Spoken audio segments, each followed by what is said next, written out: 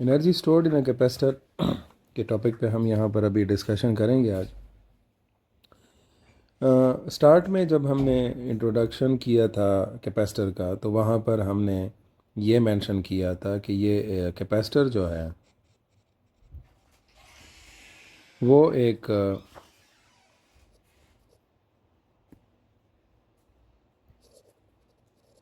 Charge storing device है। ठीक है। और लेकिन उस वक़्त भी हमने इस चीज़ को देखा था कि इस चार्ज के स्टोर करने का एक मतलब ये है कि we need energy to store. ठीक है। एनर्जी को स्टोर करना मकसद था, बाकी भी मुख्तलिफ इसके एप्लीकेशंस है, लेकिन यहाँ पर जो चार्ज स्टोर करने का जो प्रोसीजर था उसके पीछे बेसिक जो एम था वो एनर्जी की स्टोरेज थी। और उस एनर्जी के स्टोरेज को अगर हम देखना चाहें तो वो इस तरह से देख सकते हैं कि इनिशियल स्टेज में जब आपके पास कैपेसिटर जो है वो अनचार्ज है। ठीक है। सो वहाँ पर दोनों प्लेट्स जो हैं डेल्टा वी की वैल्यू ज़ीरो है बिटवीन द प्लेट्स। लेकिन जब हम इसको एक फाइनल स्टेज पर ले आते हैं और we say that capacitor is effectively fully charged, so वहाँ पर डेल्टा वी की वैल्यू ज़ीरो नहीं रहती। ठीक है। It goes to its maximum value between the plates.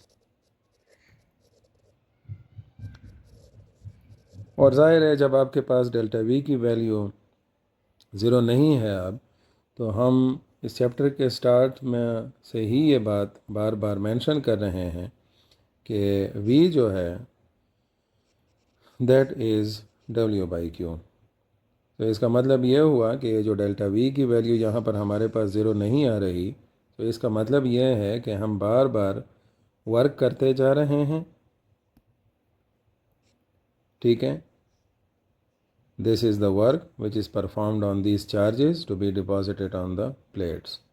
So इस तरह से ये पोटेंशियल जो हमारे पास आया है ये बेसिकली इन चार्जेस पर जो वर्क हमने किया हुआ है, तो this is the amount of work which is done on unit charges.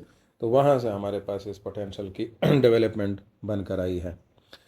And finally जब आपके पास ये कैपेसिटर चार्ज हो गया है तो दोनों प्लेट्स पर, एक पर आपके पास पॉजिटिव चार्ज आ जाता है, दूसरे पर आपके पास नेगेटिव चार्ज आ जाता है। ठीक है। एक को आप प्लस क्यू कंसिडर कर लेते हैं, दूसरे को आप नेगेटिव के क्यू कंसिडर कर लेते हैं। और अगर मैं फाइनल वो जो पोटेंशियल है उसको एक वैल्यू दे दूं v, और इनिशियल पोटेंशियल को v is equal to zero consider कर लूँ, तो इन दोनों केसेस में जो स्टार्ट से लेकर एंड तक जो हमारे पास एवरेज पोटेंशियल बनेगी वो कितनी होगी? It will be zero plus v divided by two, it will B v by to. अच्छा, दूसरी चीज़ जो हमारे पास यहाँ पर आती है वो है कि अब अगर हम इस एनर्जी के फार्मूले को यहाँ पर यूज़ करें, W is equal to Q into V, और इस V की जगह इसकी एक्चुअल वैल्यू को इंसर्ट कर दें, ये जो वैल्यू हमारे पास आ रही है V बाई टू, तो ये हमारे पास V की जगह पर आ जाएगी, बिकॉज़ हमारे यहाँ पर जो V की वैल्यू यूज़ हुई है ये V एवरेज है। ठीक है। Because the potential was gradually increased from zero to V value. So इससे आपको जो इक्वेशन मिलेगी, this will be Q V by two. ये जो W है इसको हम वर्क एनर्जी प्रिंसिपल के मुताबिक एनर्जी की फॉर्म में लिख सकते हैं U, और ये फर्स्ट ऑफ ऑल हमारे पास इक्वेशन हो जाएगी किसके लिए?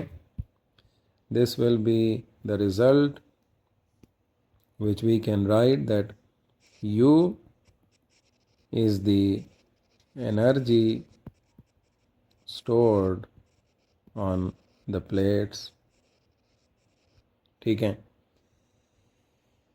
मतलब जो प्लेट्स के दरमियान फील्ड है, ये बेसिकली एनर्जी उस फील्ड के अंदर एग्जिस्ट करती है। बेसिकली हमने तो यहाँ पर मेंशन किया हुआ है कि हम ये काम जो है बार बार प्लेट्स पे कर रहे हैं, उन चार्जेस को डिपॉजिट कर रहे हैं, लेकिन इन प्लेट्स के दरमियान, let's say if I take these as a plates of the capacitor, और इसके अंदर ये वाली एग्जिस्ट कर रही है फील्ड, तो ये एनर्जी जो है ये इस फील्ड के अंदर हमें दिखती हुई नज़र आएगी। और सिंपल सी बात है कि अगर मैं बहुत एक रफ सा एक्सपेरिमेंट भी यहाँ पे करता हूँ कि मैं यहाँ पर कोई पॉजिटिव चार्ज रखता हूँ, ये पॉजिटिव चार्ज एक्सेलरेट होगा, तो ज़ाहिर एक्सेलरेशन के लिए उसको एक एनर्जी की ज़रूरत है, फोर्स की ज़रूरत है।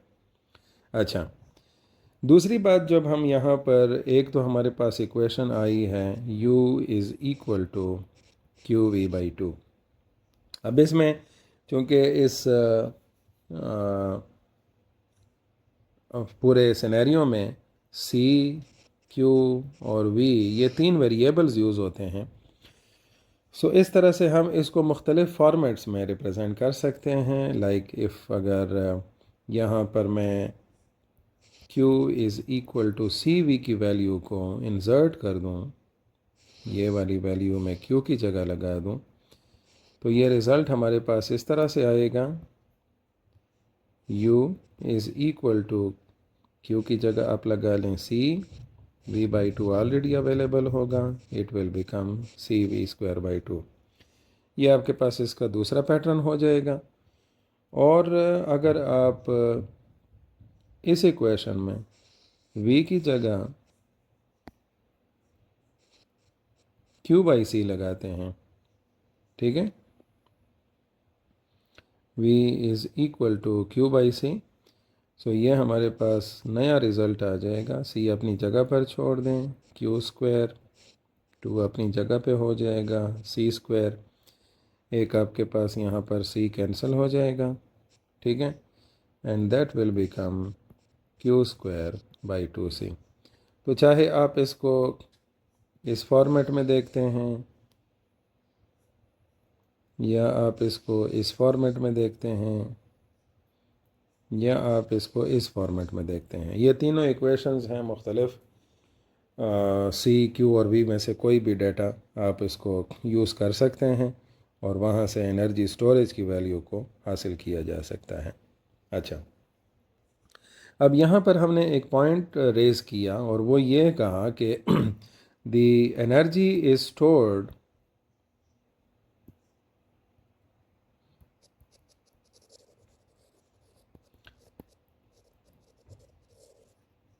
within the electric field. ठीक है, सो अब ज़रा इस पॉइंट को अगर हम ये इलेक्ट्रिक फील्ड का इस इक्वेशन में ज़िक्र करें तो ये एक बेहतर चीज़ होगी जो कि इसका एक्चुअल रिप्रेजेंटेटिव है वो हमारे पास सामने आ जाए।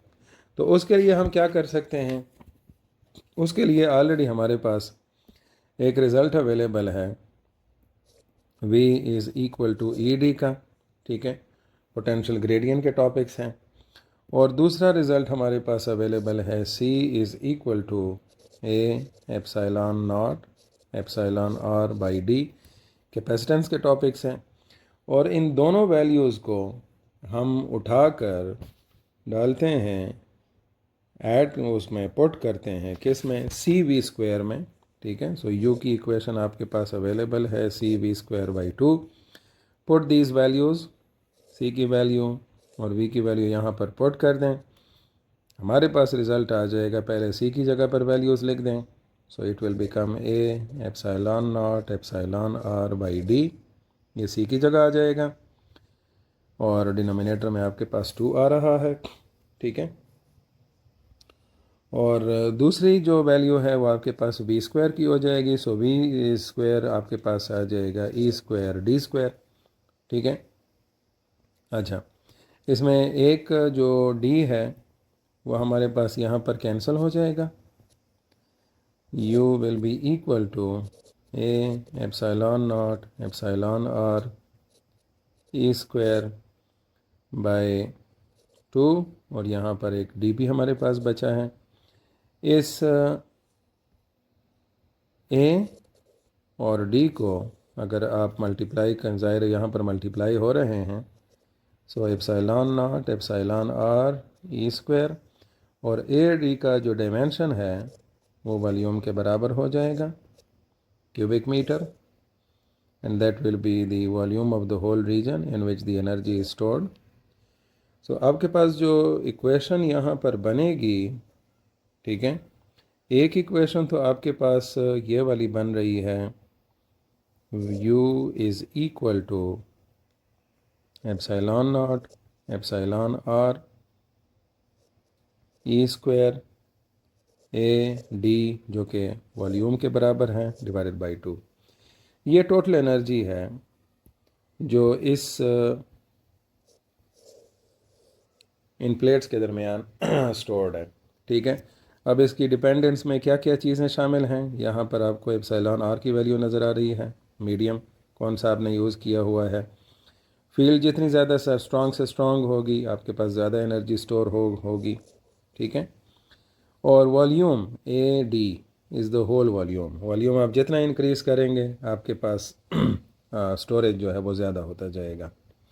इसमें अगर हम एक टर्म को इंट्रोड्यूस कर दें, अच्छा यहाँ पर एक और भी चीज़ आपको पता होनी चाहिए है कि sometimes if you are asked about this product कि इसका यूनिट कितना है, so it should be very simple to you, it is equal to joule. अच्छा, अब यहाँ पर अगर एक दूसरी टर्म हम यहाँ से एक्सट्रैक्ट करना चाहें और हम ये चेक करें कि energy stored per unit volume कितनी है, तो ये ए डी वाली टर्म हम लेफ़्ट साइड पे डिनोमिनेटर में ले आएंगे, it will be epsilon not epsilon R A square divided by 2। तो ये इक्वेशन हमारे पास बचेगी, ठीक है। और इससे हमें ये पता चलता है कि एनर्जी डेंसिटी चूँकि पर यूनिट वॉल्यूम आपको मिल रही है, सो ये इंडिपेंडेंट है, डज नॉट